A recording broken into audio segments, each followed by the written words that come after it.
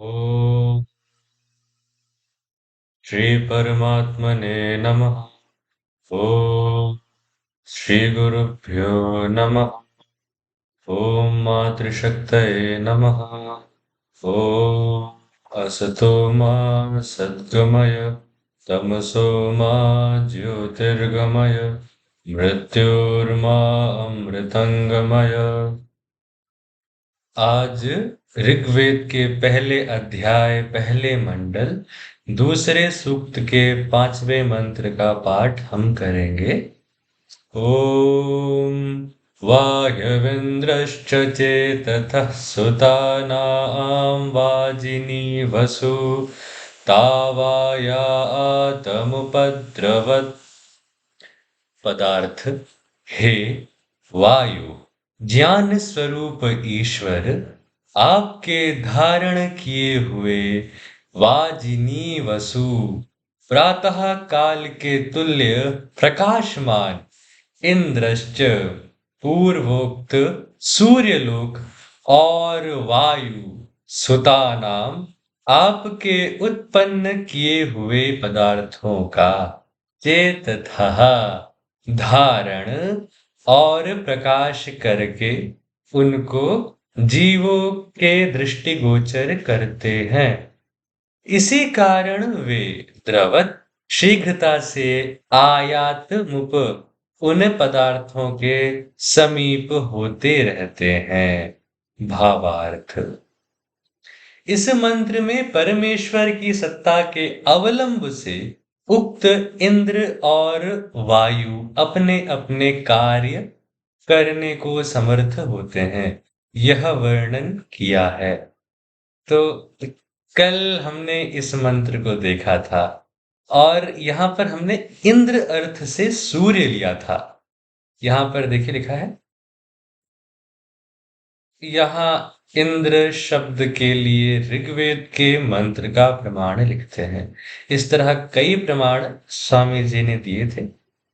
अब ये अगला मंत्र है, इसमें वायु इंद्र यानी कि सूर्य और वायु दोनों की बात की गई है।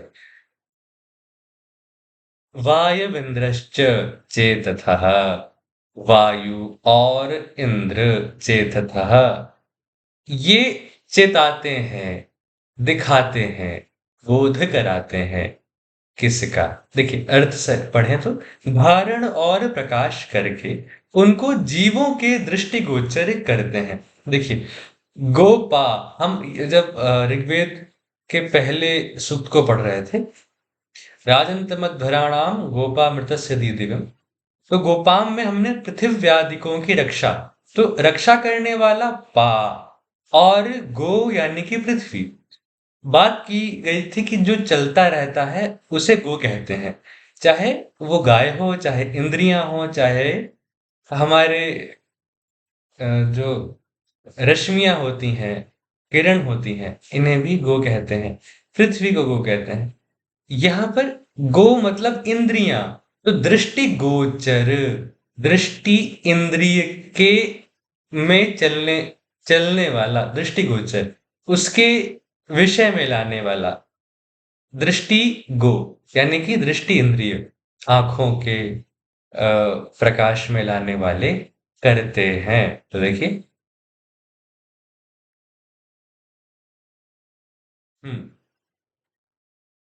दृष्टिगोचर करते हैं। चेतथः सुता नाम, सुता नाम का मतलब एकदम सुनते हैं ना, बेटा, पवन सुत हनुमान की जय। तो सुत मतलब बेटा बेटी, अंजनी पुत्र पवन सुत नामा। आपके उत्पन्न किए हुए पदार्थों का, ये जो वायु, ये वायु विंदश्च, वायु और इंद्र चेततः सुतानाम, ये चेताते हैं आपके उत्पन्न किए हुए पदार्थों को। तो आपके द्वारा उत्पन्न किए हुए पदार्थ आपके सुत हैं, आपके द्वारा उत्पन्न किए गए हैं, इनको दृष्टिगोचर करते हैं वायु और इंद्र। सुतानाम वाजिनी वसु, यानी कि जो यहां पर लिखा है प्रातः काल के तुल्य प्रकाशमान। यानी कि वायु, ये किसके लिए कहा गया है वाजिनी वसु? प्रातः काल के तुल्य प्रकाशमान वायु और इंद्र यानी कि सूर्य को कहा गया है।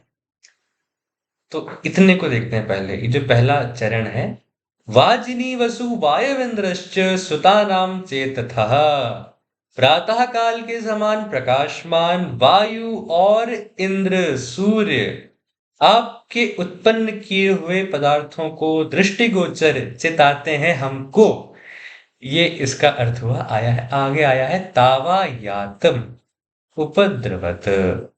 तावा, इसका अर्थ किया है, इसका अर्थ ऐसे दिख नहीं रहा है। यातम उप, यानी कि आयातम, अच्छा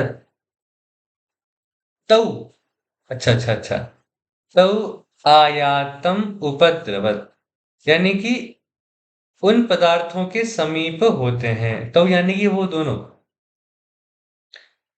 तो वो आयातम समीप होते हैं, द्रवत शीघ्रता से। यानी कि ये दोनों वायु इंद्र आपके उत्पन्न किए हुए पदार्थों को दिखाते हैं। ये दोनों प्रातः काल के समान प्रकाशमान हैं और ये उन पदार्थों के समीप रहते हैं शीघ्रता से। भावार्थ, इस मंत्र में परमेश्वर की सत्ता के अवलंब से, यानी कि ये दोनों प्रकाशित तो करते हैं, ये दोनों किसके अवलंबन में रहते हैं? अवलंबन मतलब होता है सहारे से। जैसे हम कहें कि कोई अवलंबन ना हो अध्यात्म मार्ग में, हम किसी के अधीन ना रहें, तो किसी के सहारा ना पकड़ना, अच्छा खैर, लेकिन सब परमेश्वर के सहारे को पकड़ते हैं, उसके सहारे आप छोड़ नहीं सकते। तो परमेश्वर की सत्ता के अवलंब से उक्त इंद्र और वायु, परमेश्वर की सत्ता का सहारा लेकर वायु और इंद्र सूर्य अपने अपने कार्य करने को समर्थ होते हैं। यानी कि परमेश्वर के सत्ता से ही ये हमें बाकी सारी चीजें दृष्टिगोचर करा पाते हैं, अन्यथा नहीं। यह वर्णन है। तो एक बहुत ही सुंदर सा मंत्र है, वायविंद्रश्च चेतथः सुतानां वाजिनी वसुता वायातमुपद्रवत्। और इसमें हमें वायु और इंद्र, ये थोड़ा सा हम सोचें इस बारे में। अगर आप अपने सामने मोबाइल को देख पा रहे हैं, तो वो कहीं ना कहीं प्रकाश से आपको दिख रहा है। प्रकाश कैसे हो रहा है? या तो एलईडी से ही होता है, जो मोबाइल में डिस्प्ले लगा हुआ है। उसकी ऊर्जा कहाँ से आई है? आपने चार्ज किया है। चार्ज किया है, उसकी ऊर्जा कहाँ से आई है? बिजली से आई है। बिजली कहाँ से आई है? कोयले से, सौर ऊर्जा से, या फिर पानी की ऊर्जा से। ये तीनों की तीनों प्रकार की ऊर्जाएं सूर्य पर निर्भर करती हैं। पानी की ऊर्जा तो जैसे जब सूरज की ऊर्जा से भाप बनता है पानी, फिर पहाड़ों में वर्षा वर्षा होती है, तो ऊंचे स्तर से फिर नीचे गिरता है पानी जब, तो वो ऊर्जा उत्पन्न होती है। उत्पन्न नहीं होती ये बिजली उत्पन्न हो जाती है, इलेक्ट्रिसिटी उत्पन्न होती है। अब इसलिए प्रकाशित कर रहा है सूर्य। सूर्य ना हो तो आप दिन में वैसे भी कुछ ना देख पाए, लाइट आने की ऊर्जा भी ना रह जाए, तो पूरा दिन में अंधेरा हो जाता अगर सूर्य ना होता। बाकी बात रही वायु की, तो वायु का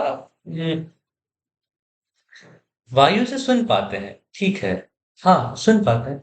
प्रकाश का कुछ ऐसा नहीं है कि अगर आप मुझे सुन पा रहे हैं तो ये भी वायु की वजह से है, क्योंकि वायु से ही ध्वनियां आपके कानों तक आ रही हैं। ठीक है। ओ